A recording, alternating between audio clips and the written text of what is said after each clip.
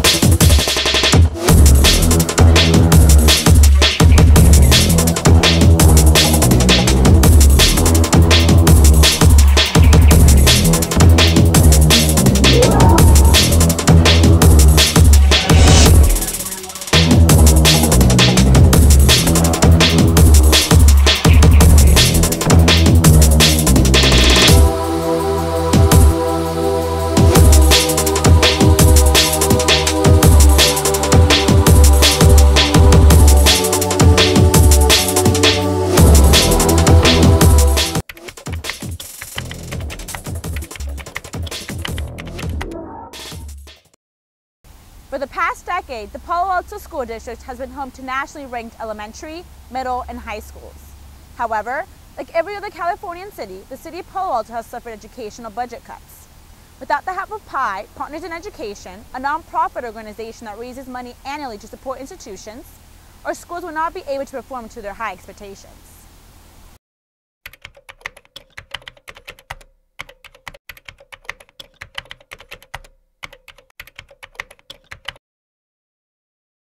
The majority of what PI does is raises money to give back to the schools to be used mostly for staffing.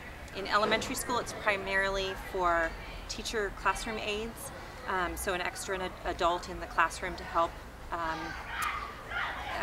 help the teacher be more effective. In elementary, it also is funding Spectra Art, so art instruction for every elementary kid. And also science, primarily, lots of junior museum science, it pays for that. In middle school, it is used primarily for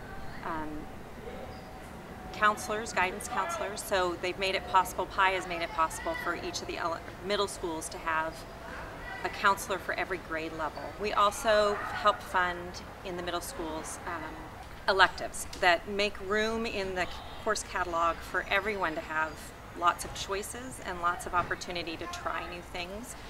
And then in the high school, it's more adults on campus paying attention to kids. So at Pally, it's the fourth guidance counselor is partially funded by PI. Also the career and college center is partially, there's a huge chunk of it that's paid for by PI. So those are adults on campus that are paying attention to every kid. There used to be an organization called PAFE, and the Palo Alto Foundation for Education, and they did teacher grants. And then when the district decided, the school board said that you could no longer fundraise on each individual school site to pay for staff. There was a group that came together called the All Schools Fund, and they were going to become the fundraiser for the district to pay for staffing. And then PAFE and ASF merged and became Partners in Education. Like most nonprofits, it's a very successful nonprofit in the world of education foundations. I'm on the board of directors with about 27 other people from across the city of Palo Alto. And we have many volunteers underneath. Each school has a team. Pally has 4 parents that are a team of a PI team here that organize all of the communications and the solicitations for Pally. So for the teacher grant program at PI, a teacher, say a Pally teacher, has an idea of something new he or she wants to do and needs some funds to be able to accomplish that. And what they would do would be to write a proposal and submit it to the PI office. Teachers Grant Committee makes the recommendations, and then the board votes on it. The teachers are notified, and the funds are released, and they can go ahead and progress. And then they need to follow up and talk about outcomes, what happened. Last year, when we sat down to figure out the numbers, after we had the fundraising year, we had raised more than we had anticipated, which is a good problem to have. And it meant that we were able to do things like we were able to pay for more counseling at the high schools and middle schools to offset some budget cuts that might have come from the district. We are most successful when everyone participates at whatever level they can. So when I'm talking to fellow parents, you know, everybody does their part. We're going to have enough money to fill the gaps that we need to fill for the budgets to make the education experience in Palo Alto what we all expect it to be. The Infocus team dug deeper into this organization and took a closer look at specific grants teachers received from PI. What were these grants used for and how do they benefit the schools and students?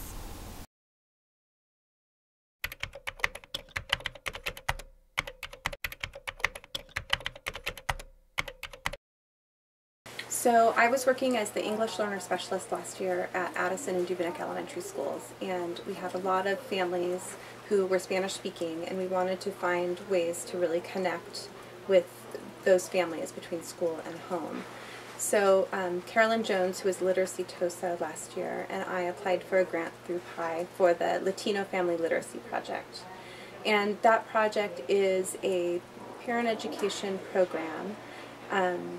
And the program comes with books and with lesson plans, all designed to help parents learn about ways of supporting their students at home. The program is a 10-week program, and each week the families would come and we would meet in the San Mateo County Office Reads building, and we would start with talking about how the book had gone from the week before, after the first week of course, and families talked about their children's reactions, what they liked about it, what came up as they listened to their kids read, and what questions they had about supporting their students. And sometimes the kids were reading the books, and sometimes the parents were reading the books to the kids. And then we would introduce the book for the next week, and because Carolyn and I are both literacy teachers, we were able to adapt the lesson plans and give parents some really specific guidelines and tips for working with their students. Some of the school libraries had books that were in Spanish. There really were not very many bilingual books in either library. A lot of the feedback we got from families was that they felt like they had a chance to really learn about reading and about supporting their children in reading, and to see the powerful role that they had in modeling reading in Spanish and in sharing that reading in Spanish. And learning that reading in Spanish would help with academic achievement because they were building that vocabulary and that background knowledge. One really nice thing is we wrote the grant to PI so we could get double books. The program was designed as a lending library, so parents would take a book home 1 week and they'd bring it back and check out the next book. But PI was very generous and funded enough books so that parents were able to keep those. So all the parents who participated have this beautiful set of 10 bilingual books at home. And all of the themes of the books connected to a lot of the experiences that families had. Moving from one place to another, learning English, learning to get around in a new place.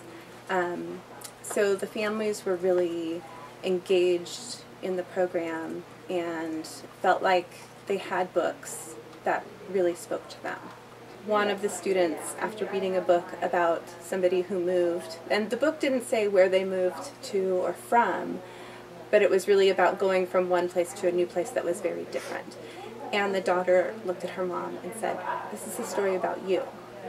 And I think a lot of the families felt that way about a lot of the books, because they were definitely targeted toward Latino families who were immigrants to this country and picked up on a lot of the themes that I think were near and dear to those families' hearts. One of the benefits was that I learned so much from these families about their experiences with school and what it's like to be somebody who doesn't speak a lot of English and trying to be a strong parent in school, trying to be at parent conferences, trying to be at principals' coffees, trying to be at events where they had to travel a distance to get there, but they also felt like their experiences were different from the majority of the students and the families who are at the school.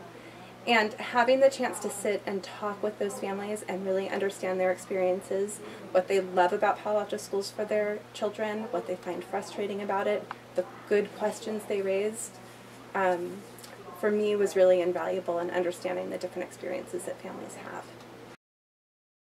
Grants have the potential to not only impact students and schools, but also teachers and faculty, as in Kelly Bickle's case. At JLS, a PI grant was able to transform its drama department by helping them in the reorganization of their backstage rooms. Let's pass it over to Mr. Molly and Griffin with the story.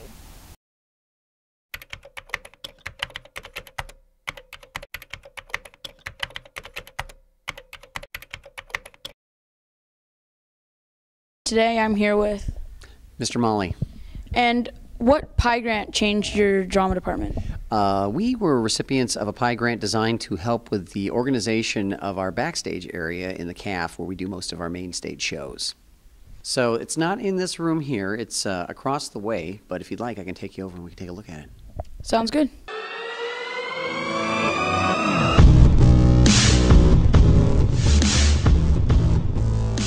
I brought in a professional by the name of Philip Gallego. He showed me how we could work with the stuff that we already had and also how we could break down some of the stuff that we didn't need anymore and use it for another purpose. So that's the first thing, and I think the next thing is probably to show you the backstage area and show you how it was actually reorganized so that we could make these sort of things happen.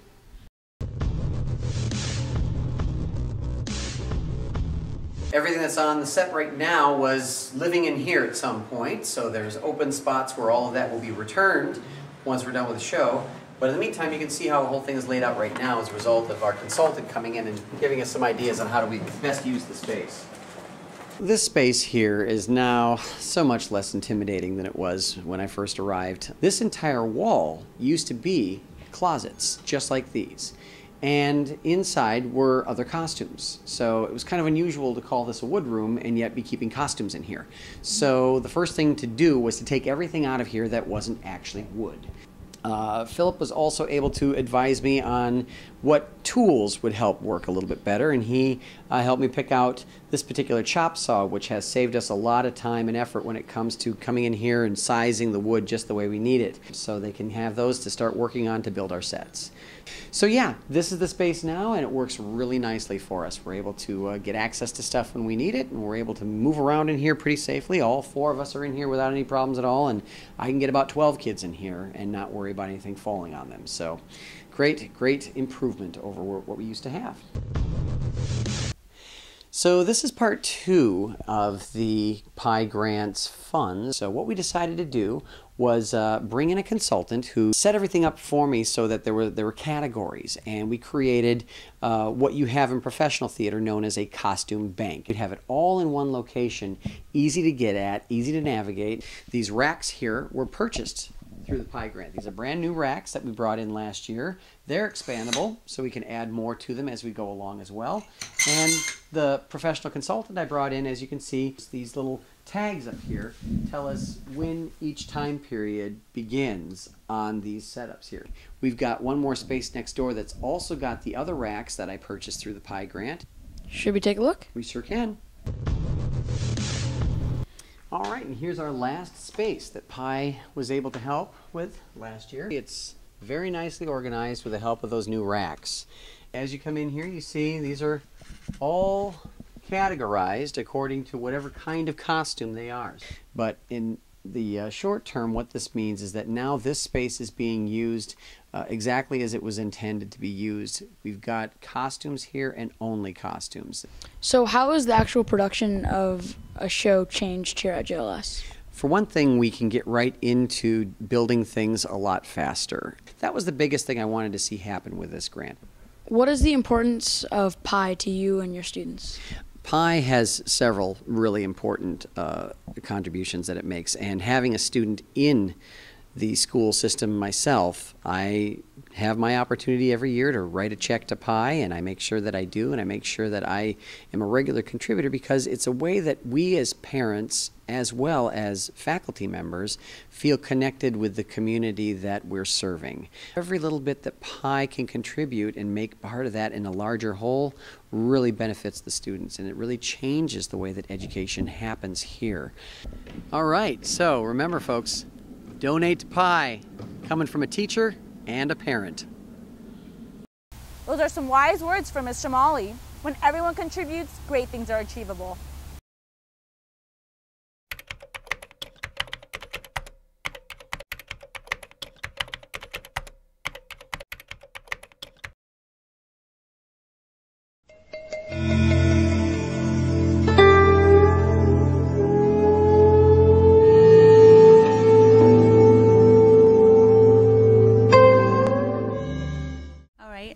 Victoria Blockus, and I teach social studies here at Terman. And we started this garden to plant different plants that correlate with the curriculum in 6th, 7th, and 8th grade. It was gracious of PI. We wrote the grant to cover part of the cost of actually building the structure as well as the plants. And they have an annual grant process, and we filled it out and were fortunate enough to receive the funds. The PI grant was the largest, but the actual structure was built by an Eagle Scout at Gun, Miko Malari, and he did some fundraising. And then Terman's PTA also paid a good chunk that's going towards a lot of the plants. Between classes, kids are usually sitting around the edge, but what we've done is through social studies classes has done research on what kind of plants might be appropriate to plant here. This is a papyrus, which is not supposed to be in Palo Alto, so we're giving it lots of loving care and see how long it'll last. So we're watering it, weeding, doing more research, buying new plants, but we're still in its infancy. It's just getting started. So this ties in with Egypt and the Nile, which is studied in 6th grade. We've planted some grapes that tie in with a lot of Middle Eastern cultures and Rome, which connects with both 6th and 7th grade. We try to plant plants that are either native or reused by different cultures that we study. And so 6th and 7th grade is with world history. So we have papyrus, we have grapes so far. 8th grade is U.S. history. We're hoping to plant some cotton, which I think will be a fun experiment. We'll do that in the spring. We've planted some yarrow over there, which historians say was used in the Civil War for medicinal purposes, and maybe even as far back as the Trojan War. Supposedly it helps with blood clotting. The organization has made it really easy because it's online. There was a requirement to explain what the funds would be used for, and my understanding is that probably one of the most important things was how many students would be impacted. And the fact that this garden is accessible in the middle of campus, kids literally sit around it during lunch and eat here, and the kids are doing the research, and it's really for the kids, probably was really important. It wouldn't have happened without the PI grant. Yeah. That was the largest donation was the PI grant. We really appreciate all the donations to PI, so it's a really great way for the Palo Alto community to be involved in the schools. From the Terman History Garden for Infocus, I'm Walker Meese. Be sure to donate to PI. That's right, Walker. Everyone should donate to PI. By doing so, money could be granted to rebuild libraries like in Kathleen Ho's case. Take a look.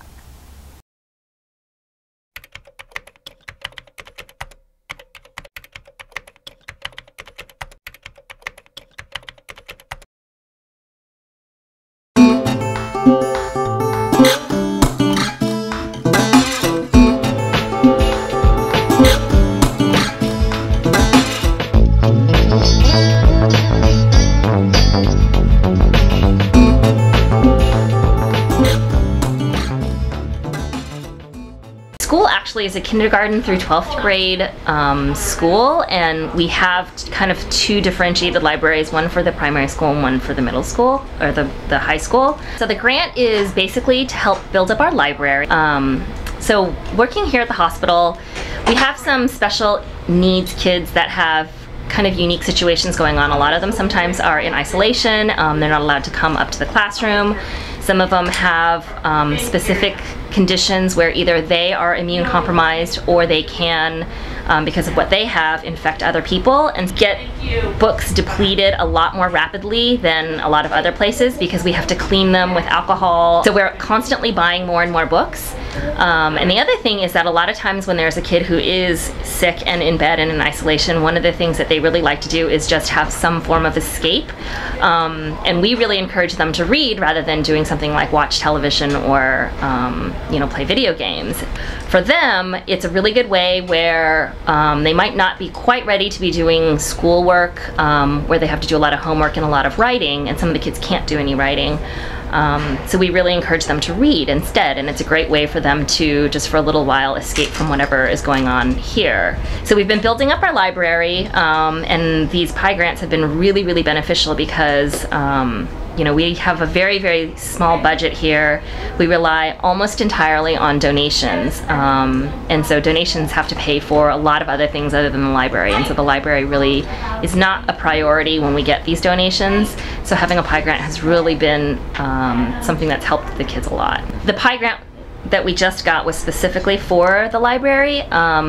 We actually used it not just for paper books, but we used it for electronic books, and we used it to buy a couple Kindles. That's been really helpful because with the Kindles, it's a lot easier to clean off, and so if it does go into an isolation room, we can actually get the book back from them. And it's also a lot easier for some of the kids to hold because some of them do have you know, issues just with the manual manipulation of holding a book and turning the pages, and the ebooks are way easier for them to use. We've really been able to buy a lot more of the modern popular books, which I think has been really beneficial in getting kids to read more. Before, when we weren't able to stock up our library as often, as frequently, and we would be using either donated books that are kind of older, that a lot of people just were clearing out their libraries and they didn't want them. We had a lot of kind of older books that people just, you know, they'd never heard of these titles. And now, because we have this grant, it's easier for us to, first of all, purchase books that kids are interested in. So they'll actually come to us with a book suggestion, we'll be able to get it for them and they'll be able to read it. Or we'll be able to go and look at a lot of the bestseller for the, you know, young adult novels and be able to get those and encourage them to read those. And they're, you know, the kids really, those are the books that they want to be reading, so to be able to offer those has been really beneficial.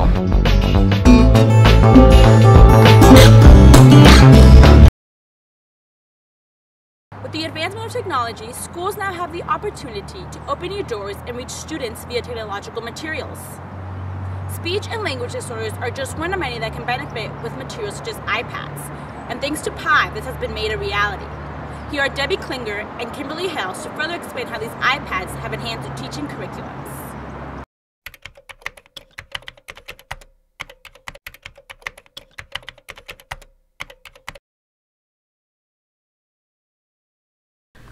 I believe it was the end of fall semester last year.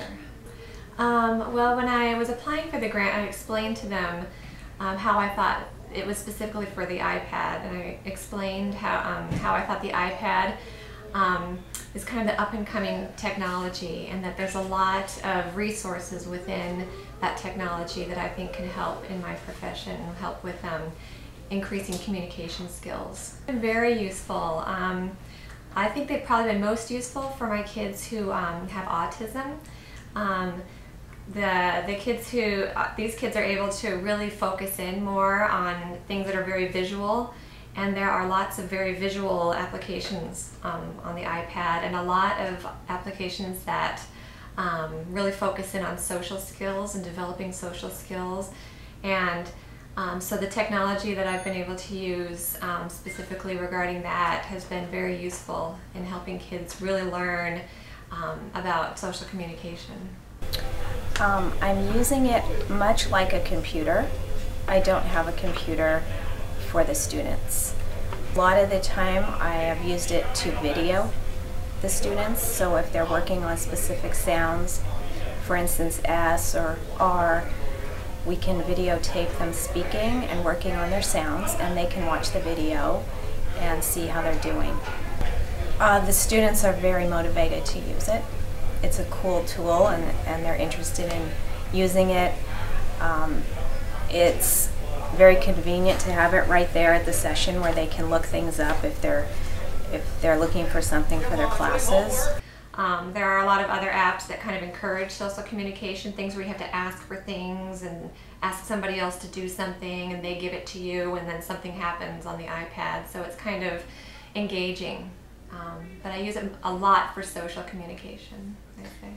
The speech and language pathologists work with all different ages and disabilities, so I have changed assignments over the years, and now that I'm in the high school, I'm using it more in an adult type manner rather than games.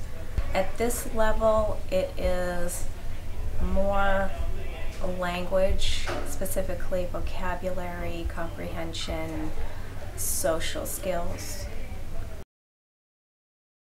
All of these are examples of how PI impacts and aids our schools. Everyone should donate to PI. Why not do it now?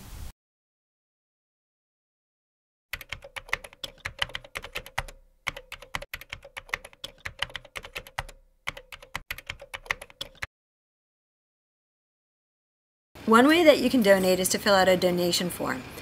What you can do is you can go to the main office of any school within the Palo Alto School District, and in the office you'll find a PI envelope with a donation form. You can write out a check, you can fill out a Visa card, or you can put through a PayPal payment. You can also go online at www.papie.org. When you get online, there are several different options that you can make. You can either print out a form if you don't feel like going to the office, and you can write out a check and mail it to the PI office. Or you can make installment plans. If you are thinking about spending $100 a month, you can go on installment plans and just put your information in and make it an auto deduction. Once you've donated, decided how you're going to donate, then you have to decide where you want your money to go. There are several different boxes that you can sort of check off. You could support elementary education, you can support middle school education or secondary education, middle school, high school, or our favorite is when you check off unrestricted funds, because that allows PI to use the funds where they're needed most, at the places where there is not enough resource to provide the things that the kids need. So if you're thinking about donating to PI, we'd really appreciate it. The two ways you can do so is to grab a form either online or at the school office and plop it in the box with your check or payment form. Or you can get online at www.papie.org. And thanks a lot. Every donation makes a difference. Well, that brings us to the end of the 5th edition of Infocus's 2830. I hope you enjoyed watching. For Infocus, I'm your host, Alexa Garcia. So, something like PI is really integral to our program, and without it, there's no way that we'd be able to provide some of the services that we have. So, PI is very important to our community and to our kids, and it's something that I think everyone should donate to. Well, and we really appreciate all the donations to PI, so it's a really great way for the Palo Alto community to be involved in the schools. Donate to PI. Donate to PI. So donate to PI today.